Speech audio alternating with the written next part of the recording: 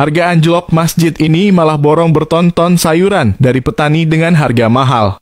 Masjid Nurul Asri di Deresan, Kalurahan Catur Tunggal, Kapanewon Depok, Kabupaten Sleman memborong sayur mayur petani di Ngablak, Kabupaten Magelang, Jawa Tengah.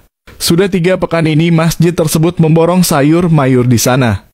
Mereka menyelamatkan petani dari anjloknya harga sayur mayur.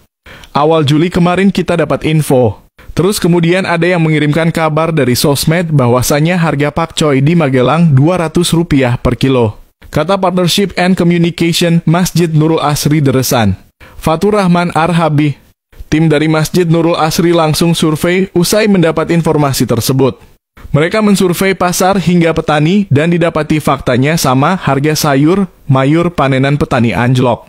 Pihak masjid pun merundingkan dengan petani soal harga. Tujuannya agar petani mendapat untung karena sayur mayur dibeli di atas pasaran. Seperti sayur pakcoy yang di pasaran Rp200 per kilo dibeli seharga Rp1.000 kemudian meningkat Rp2.500 per kilo. Kita nggak pakai harga pasaran. Alhamdulillah fase pertama ada 3 ton yang kita bawa, katanya.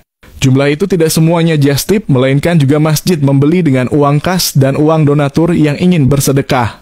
Sayur mayur yang dibeli dari uang kas masjid itu untuk bazar sayur. Kebetulan setiap hari Jumat pagi setelah subuh Masjid Nurul Asri menggelar bazar.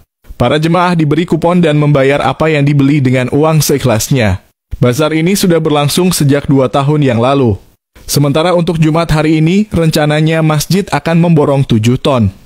Dengan begitu ada belasan ton sayur mayur yang diborong. Soal sampai kapan memborong sayur mayur, Fatur mengatakan akan melihat kondisi dan situasi. Termasuk apakah harga di pasar sudah kembali normal dan sebagainya. Di petaninya seperti apa, kalau dirasa program ini sudah cukup akan kita selesaikan.